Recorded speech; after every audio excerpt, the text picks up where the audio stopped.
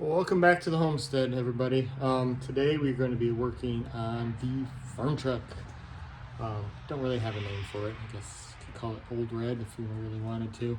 Um, just got an old beater with a heater for running around the farm, getting dirty, getting dirt, mulch, compost, fertilizer, all those type of things that you really don't want to get your nice truck or vehicle dirty with. Plus, it's just a nice third vehicle for if any of the other main ones, you can see in the background there, the Ram and the van, are in the shop. Got to back up if we need it. Sorry if the camera's a little shaky. Bean is decided to rub up on the tripod. But it is a 1990 Chevy K1500, the Cheyenne package work truck. It's 4x4. About have to have that here in the upper Midwest here in Illinois. See, it's not in that bad a shape for, what is it, 34-year-old truck now. So it does have some rust. The body panels, you see down here at the bottom, the rockers and the cab corners were all rusted out, but you can see I just put in some of those plastic covers. Painted them body color to match. It hides it as well. Let's make it a little bit better. I mean, bed's not too bad. There's a little bit of rust on the wheel wells there, but all in all, for 1990, pretty good shape. It's got the mighty 4.3 liter V6, but it gets the job done. Use it for running around. You can see the back's full of stuff right now. Weight, it's got the weight I had in my other truck because I had to pick up some drywall and stuff for the basement the other day and kind of get that out of there. Little tip, one of these Harbor Freight bed on rollers, bed load on loaders, I don't remember what they're called, and it is a back saver. When you fill this whole bed up with mulch or something, you roll this out in there, put a little crank handle in here, and it just cranks. Put your tailgate down and you can just crank your entire load out. Drops it right where it needs to. Don't have to use a shovel and stuff to get it out. It is amazing. It's not any kind of fashion statement, but like I said, this is the old beater with the heater. But today, what we're gonna be working on is replacing the hood release, latch, and cable. Just drove it the other day, just into church for small group. I want to run it every once in a while here in the winter just to make sure everything's running good. And going into town, and I noticed for some reason the four-wheel drive light was not on, and it was in four-wheel drive. So I've determined that the four-wheel drive front axle actuator is bad.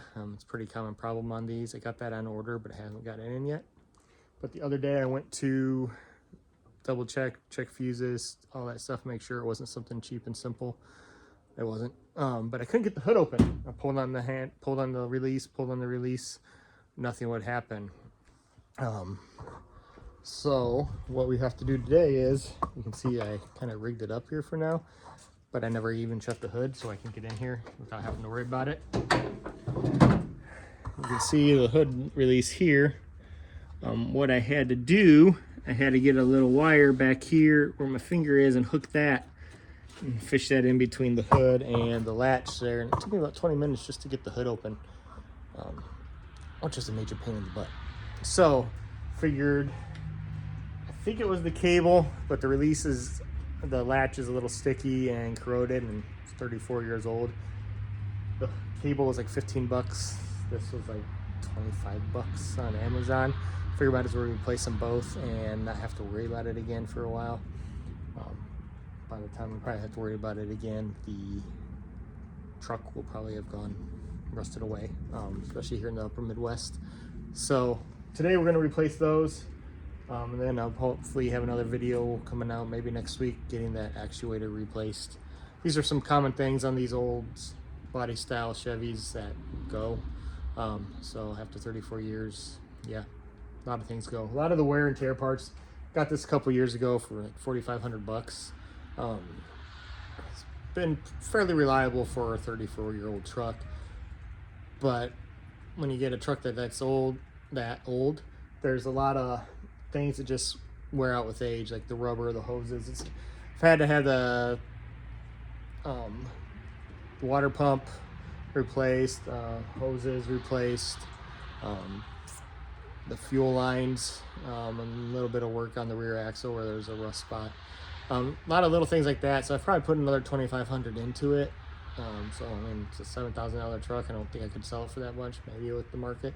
But you know, for what it does, I got it. It's worth it. It's great for hauling stuff around. That third backup, I mean, it's only got, I don't think the odometer works quite right. It says like 72,000 miles. It's probably closer to 100,000, but even at 100,000 for a 34-year-old truck, that's really good. See the mighty 4.3 liter V6. Actually, those things are pretty bulletproof, so that's nice. Everything on here is simple, easy to work on. Parts are still relatively cheap. So, I mean, it's one of those great farm vehicles, backup vehicles, where you can do little things like this, replacing these little bits and pieces without having to have specialty tools, without having to take it to the shop, save yourself a few $100s in labor. I got the cable release, the latch, and the four-wheel drive actuator all on Amazon. 115 bucks for all three parts. If you take those in, I mean, if I had to take this in, get that hood release, that's 20 minutes. They're going to charge you an hour labor for the 20 minutes it took to get the hood off.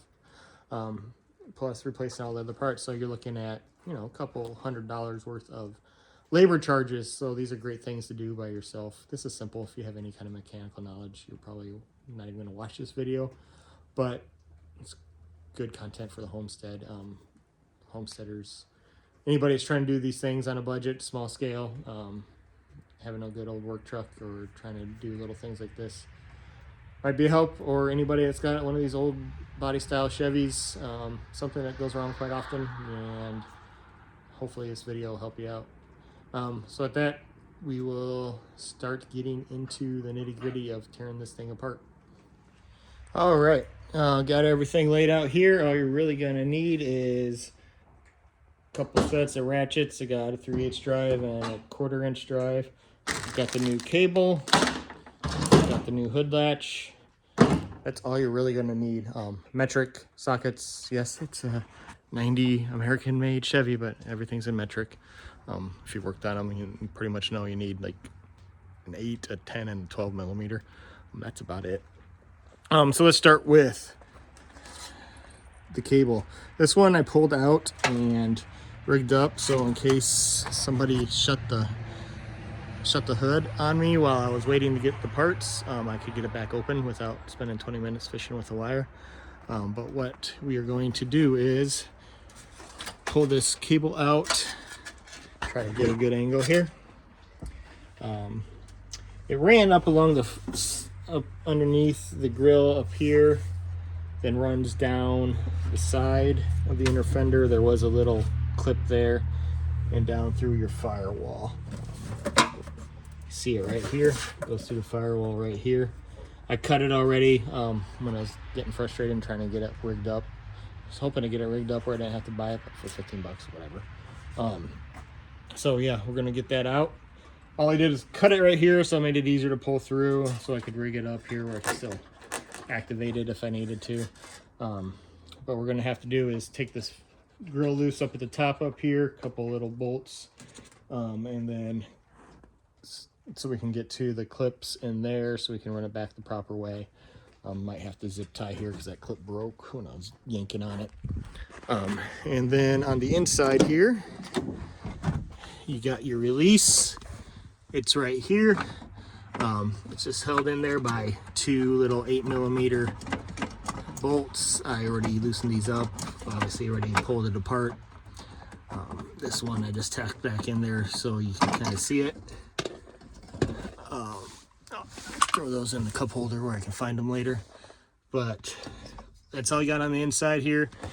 Pulls right out. You can see the little grommet there where it goes through the firewall. Yeah, I yanked that out because when I was trying to get it open, I just unscrewed that and pulled. Yeah, I pulled it right on out there, so you can see. Got the whole thing there where I cut it. Don't need that anymore. So we'll get this new one run. We'll start with running it back through the firewall here. screwing it back in here so it stays in one spot, and then we'll route it through the front end and up to where we'll put the new latch in. So we'll kind of connect that and the latch all at the same part at the end. All right. Yeah, it's a weird angle, but it's the best I can do to get in here where you can see what I'm doing. So we got my little 1/4-inch drive ratchet, 8mm socket, a couple bolts. These are the ones that were in there, the screws that came with it. Oh, cat's decided to make an appearance here. These are the ones that were in there, so save them. It doesn't come with new ones. But all you're going to do is you're going to take this end with your stand that goes into the latch, fish it back through your original hole there in the firewall. Try to shove that through. Worry about the routing out there later. Comes with a new little grommet here to seal off your firewall.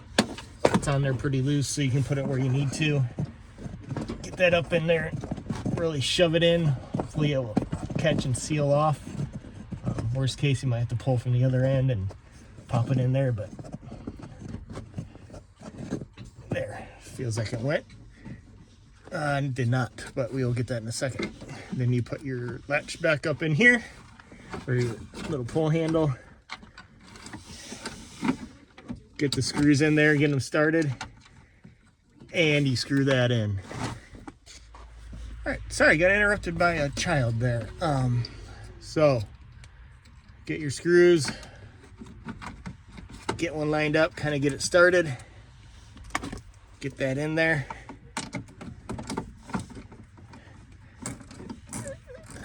It's never the most comfortable spot to work on in a car, underneath the dash, but it's not too bad. Got the door propped open. You can kind of hang out this outside here and get it going.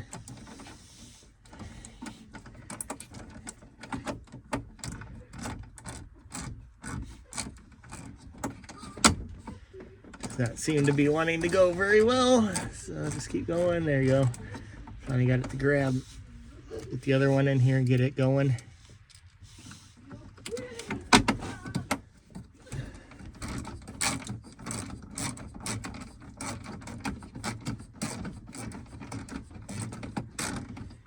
And then just tighten those on down. All right, I said 8mm socket. I meant 7mm socket. 8 wasn't working. So yeah, 7mm. Then right now, I'm trying to get that little grommet into the firewall. Don't know how much good it really matters because I see I have other holes up here in the firewall from other things that have been routed through it at some point in time in the past. So this isn't really sealing one hole and leaving another. Oh well, it's like I said, it's an old farm truck. We'll move on to the outside now and start routing the cable outside. All right, here we are under the hood. You can see your cable coming out of the firewall there and running up here. You can see the old one that's cut right here and how it runs up through a hole up in the core support and goes between that and the grill. So our next thing is to take off these couple bolts here. Hopefully that'll be enough access to get in there and just get to the clip where we don't have to take the whole grill off. All right, and you hear our rooster in the background there.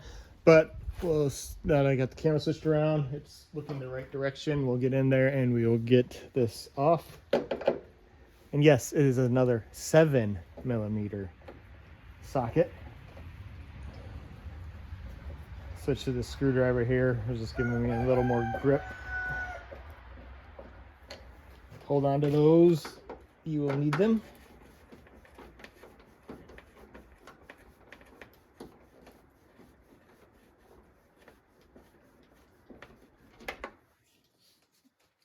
I'm going to set these aside over here on our table. And we'll see if that gave us enough access to get in here. Yeah, it's just this little clip right up here that it runs through. It's right here. You can kind of see the top of it on top of the core support. this should give us enough access to get in there. Just watch your fingers. It's nice and cold out here, so everything, you feel it a little bit more. But we can pull the old one out through there and then run the new one through when we're done, possibly. Okay, just took the clip off with it. We'll reuse this for the new cable and should just be able to clip it right back into place. Looks like we might have to get a little screwdriver under there and pop that off, but we will do that here in a second. All right, I got that old one out, popped the clip off. So now it's time to run this new one through the firewall.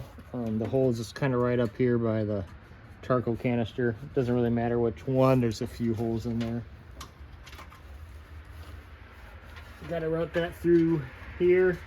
Just trying to follow the original routing just so everything works the way it's supposed to. Now it comes through the core support there, and got to get up here and grab it.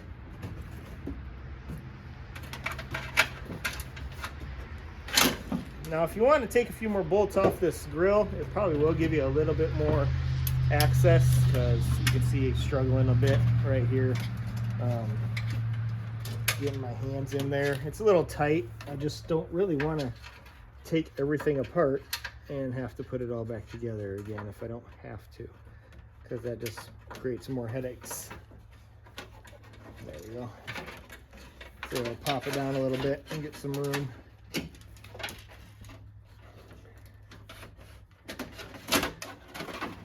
So now that we got that where it should go, pretty much following the original path, I'll grab that little clip and clip it back in on the core support where it was. Clips with the little hook. I don't know if y'all can see that very well. Get the camera to focus there. See that little hook? That goes down. Yeah, I'm just doing this on my iPhone. Not great camera skills here. But you can see the little hook that will go down and the clip will slide in right onto the core support. Just pop that in, clip that onto the core support. Make sure everything is lined up correctly. Kind of rides right on top of where the grill screws into the core support. So just make sure you got enough access there, but it's really not that big a deal. I'm going to leave those off until we get this latch replaced, which is the next one before we hook this in. I think it's going to be a little easier to hook this end of the cable into the latch loose off of the vehicle. So next we will take our latch off there. It shouldn't take too much. Looks like it's just 2 bolts. Get that old one off and we'll get the new one on there. This I'm going to use my 3/8. It's a little bit bigger. Said it's probably a 12 millimeter. I'm wrong. You know, par for the course today. It's a 13. So we'll be using a 13 and 7 for this. Just pop these old ones out real quick. Not too bad for, I think I said 34-year-old truck. Yeah, they were a little bit tight there. And I realized I grabbed my broken ratchet. But hey, it still worked. Get this old one off of here.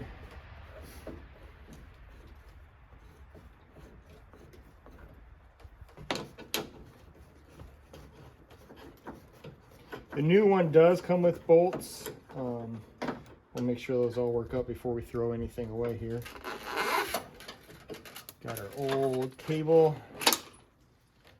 And you can see how just over time it's gotten gunked up in there. Just the springs just lose some of their springiness. I guess that's the technical term. And it just doesn't want to work quite as well as it should.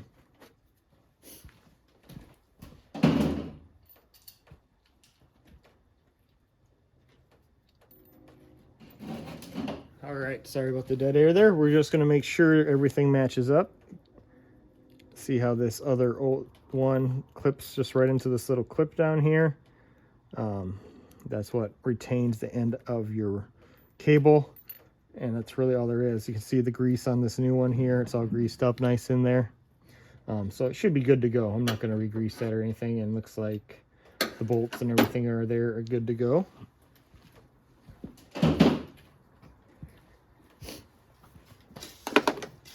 So what you got to do is take the end of your cable, and literally it just snaps right in there. The cable's in. This little grommet pops right into there. Just take the new bolts out. Don't lose that washer.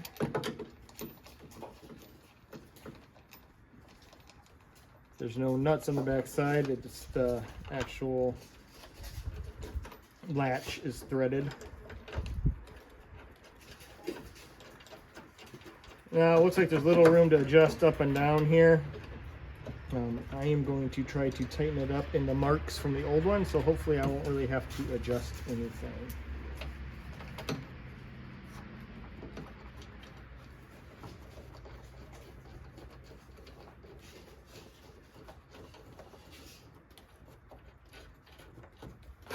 Get these screwed back in.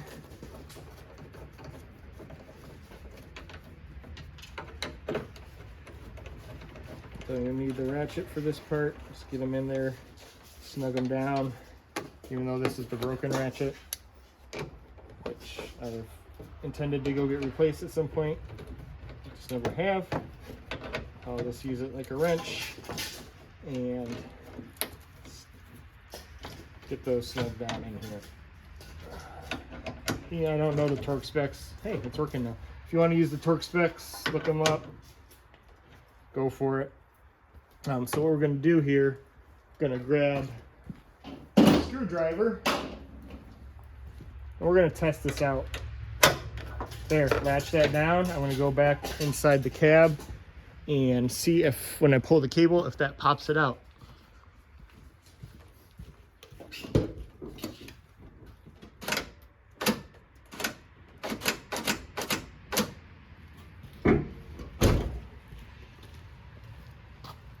So, seems to be a little bit of extra play in there, and it is not pulling on it.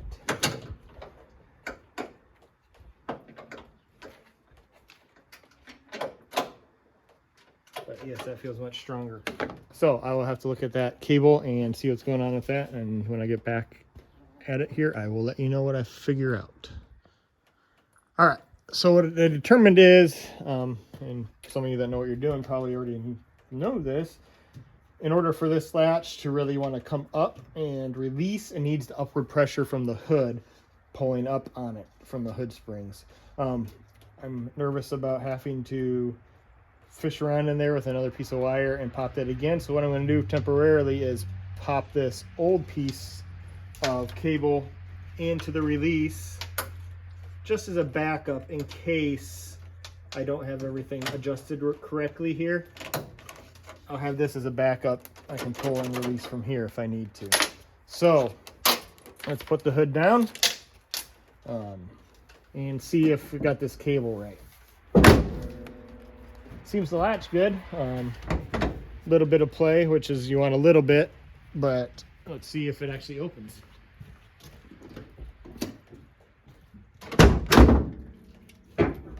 Hey, success. That's exactly what we wanted, which did not happen with that old one. The cable didn't work and the latch did not just pop up like that. So everything looks good. I'm gonna just make sure my bolts are adjusted correctly here. Everything lines up where it should. Everything looks nice and level. So yeah, pull that one more time and make sure it works.